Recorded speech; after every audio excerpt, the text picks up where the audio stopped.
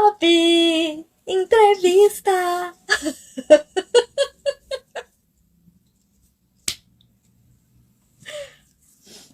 Vocês vão ver esse trecho antes do vídeo.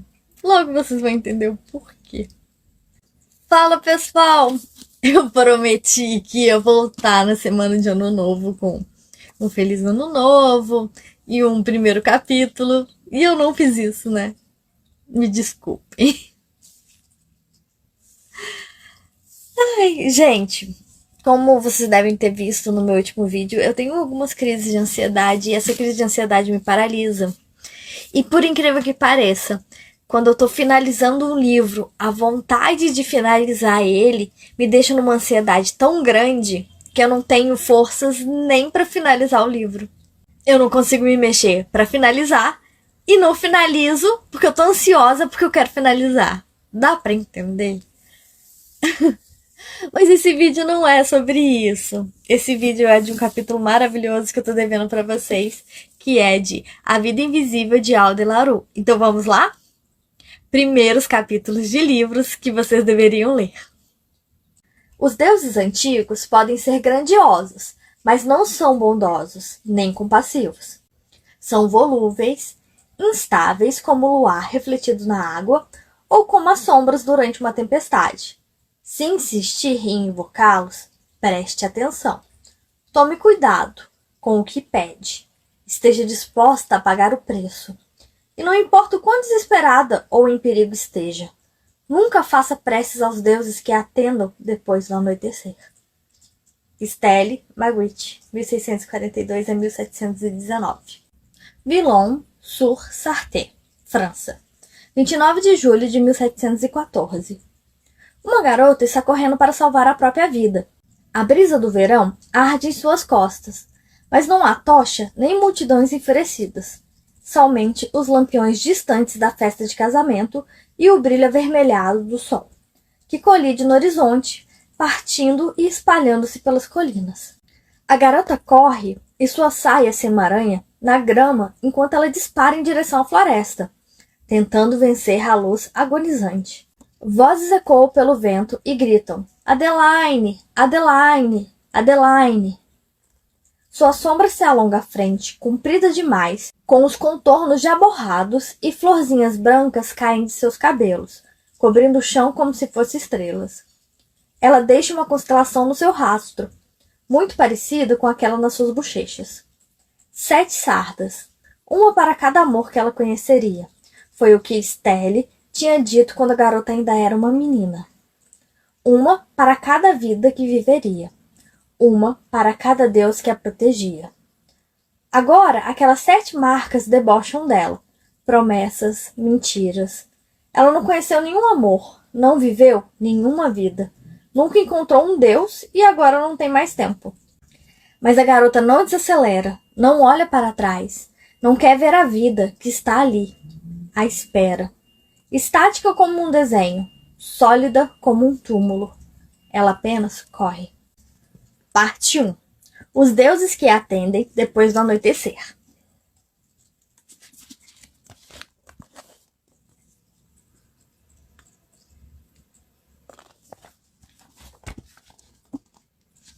Título da obra: Revenir. Artista: Arlo Miretti. Data: 1721, 2 DC. Técnica: escultura de madeira de freixo e mármore. Proveniência: emprestada do Museu de Orsay, em Paris. Descrição: uma série de esculturas de 5 pássaros de madeiras, em poses e estágios variados de pré-voo, dispostos sobre o pedestal estreito de mármore. História: um autobiográfico cuidadoso. Miretti mantinha diários que proporcionavam maior compreensão sobre sua mente e seus processos artísticos. Ele atribuiu a inspiração para a obra Revenir a uma estátua encontrada nas ruas de Paris, no inverno de 1715. O pássaro de madeira, achado com uma das asas quebradas, é supostamente representado pelo 5º pássaro da sequência, ainda que intacto, prestes a alçar voo. Valor estimado: $175 mil. Nova York, 10 de março de 2014. A garota acorda na cama de outra pessoa. Fica deitada completamente imóvel. Tenta prender o tempo como se prendesse a respiração. Como se, apenas pela sua força de vontade, pudesse impedir que o relógio avançasse, que o rapaz ao seu lado acordasse, que a lembrança da noite que passaram juntos morresse. Mas ela sabe que não pode. Sabe que ele vai esquecer. Eles sempre esquecem. Não é culpa dele. O rapaz ainda está dormindo. E ela observa o lento sobe e desce de seus ombros. O ponto da nuca onde os cabelos castanhos formam cachos. A cicatriz ao longo das costelas. Detalhes memorizados há muito tempo. O nome dele é Toby. Na noite passada, ela disse que ele se chamava Jess. Mentiu. Mas só porque não pôde dizer o seu nome verdadeiro. Um dos pequenos e cruéis detalhes escondidos na grama como urtigas. Farpas ocultas feitas para ferir. O que é uma pessoa, senão as marcas que deixa para trás. Ela aprendeu a caminhar entre os espinhos, mas não consegue evitar alguns cortes. Uma lembrança, uma fotografia, um nome.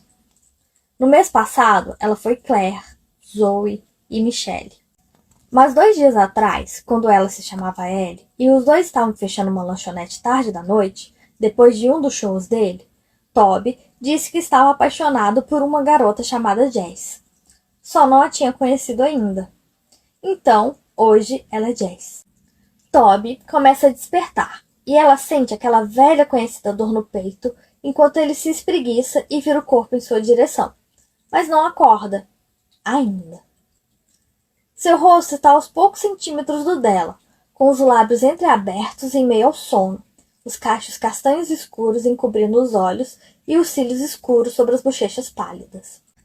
Certa vez, a escuridão provocou a garota enquanto eles passeavam ao longo do rio Sena. Disse que ela tinha um tipo, insinuando a maioria dos homens que ela escolhia. E até mesmo algumas das mulheres se pareciam bastante com ele. Os mesmos cabelos castanhos escuros, os mesmos olhos penetrantes, as mesmas feições bem delineadas. Mas não era justo. Afinal de contas, a escuridão só tinha aquela aparência por causa dela. Tinha sido ela quem lhe dera a forma, quem escolhera como identificá-lo, o que enxergar. Você não se lembra? Ela perguntou a ele naquele momento, quando não era nada além de sombras e fumaça? Minha querida, ele respondeu com seu jeito suave e sonoro. Eu era a própria noite. Agora é manhã, em outra cidade, em outro século. A luz clara do sol penetra entre as cortinas e Toby se remexe de novo, emergindo do sono leve. A garota que chamava Jess, prende a respiração mais uma vez enquanto tenta imaginar uma versão desse dia em que ele acorda, a vê e se lembra, em que ele sorri, acaricia seu rosto e diz, bom dia. Mas isso não vai acontecer. E ela não quer ver a explicação familiar de confusão, não quer assistir ao rapaz tentando preencher as lacunas onde a lembrança dela deveria estar, nem testemunhar enquanto ele se recompõe e assume uma postura de indiferença casual bem ensaiada. A garota já viu essa atuação o suficiente. Conhece toda a cena de cor. Então sai da cama de fininho e vai para a sala de estar na ponta dos pés descalços. Avista o próprio reflexo no espelho do corredor e repara no que todo mundo repara, as 7 sardas espalhadas como uma faixa de estrelas sobre o nariz e as bochechas. Sua constelação particular. Ela se inclina para a frente e embaça o vidro ao respirar. Traceja a ponta do dedo pela nuvem de condensação conforme tenta escrever o próprio nome. A, D... Mas só chega até ali antes que as letras comecem a se dissolver. O problema não é a técnica. Não importa como tente dizer o próprio nome, não importa como tente contar a própria história. E ela tentou várias vezes, com lápis, com tinta, com pintura, com sangue. Adeline, Ed, Laru. É em vão. As letras se desintegram ou esmaecem, os sons morrem na sua garganta. Ela afasta os dedos do espelho e se vira, examinando a sala de estar. Toby é músico e os sinais de sua arte estão por toda parte, nos instrumentos apoiados na parede, nos versos e notas rabiscadas e espalhadas sobre mesas. faixas de melodias lembradas pela metade entre listas de compras e tarefas semanais pendentes. Mas, aqui e ali, há vestígios de outra mão. As flores que ele começou a cultivar no parapeito da cozinha, embora não consiga lembrar quando o hábito se iniciou. O livro sobre Hilke, que não se recorda de ter comprado. Coisas que permanecem, mesmo quando as lembranças se vão. Toby sempre demora para se levantar. Então Ed prepara uma caneca de chá para si mesma. Ele não bebe chá, mas a lata de folhas soltas do Ceilão já está no armário, ao lado de uma caixa de saquinhos de seda. Uma relíquia obtida em uma ida à mercearia de madrugada. Um rapaz e uma garota perambulando pelos corredores de mãos dadas porque não conseguiam dormir. Porque ela não estava disposta a deixar que a noite terminasse. Porque não se sentia pronta para abrir mão daquilo. Ela ergue a caneca e inala o aroma enquanto as lembranças vêm à tona junto com o cheiro. Um parque em Londres, um pátio em Praga, uma casa de chá em Edimburgo. O passado estendido como um lençol de seda sobre o presente. É uma manhã fria em Nova York e as janelas estão embaçadas pela geada. Então, ela puxa uma manta do encosto do sofá e envolve os ombros. Um case de violão está ocupando um dos cantos do sofá e o gato de Toby, o outro, de modo que ela se acomoda no banco do piano. O gato, que também se chama Toby, assim posso falar sozinho sem soar tão estranho, ela explicou, a encara enquanto ela sopra o chá.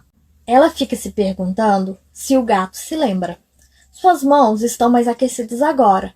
Ela coloca a caneca sobre o piano, tira a capa de cima das teclas, alonga os dedos e começa a tocar do modo mais suave possível. No quarto, pode ouvir Toby, o humano, se mexendo na cama e cada centímetro do corpo dela, dos ossos, a pele, se retesa de pavor.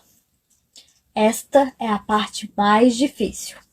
Ed poderia ter ido embora, deveria ter ido embora, saído de fininho enquanto ele continuava dormindo, quando a manhã ainda era uma extensão da noite que passaram juntos, um momento conservado em âmbar.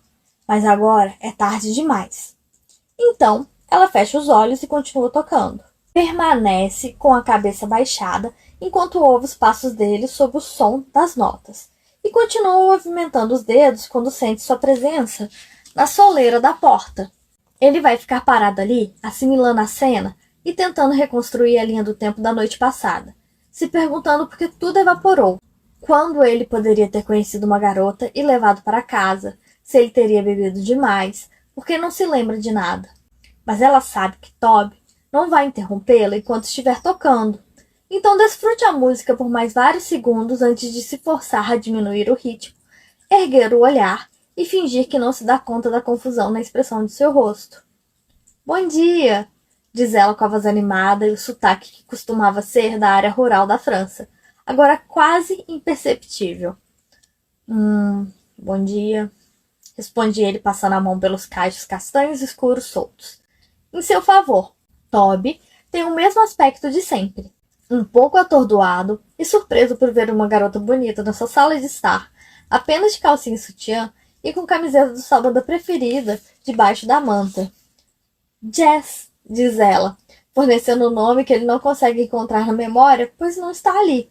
Tudo bem se você não se lembra. Toby fica corado e afasta Toby, o gato, enquanto afunda nas almofadas do sofá. Desculpa, isso não é do meu feitio. Não sou esse tipo de cara. Ela sorri. E eu não sou esse tipo de garota. Ele também sorri. E é como se um raio de luz desfizesse as sombras em seu rosto.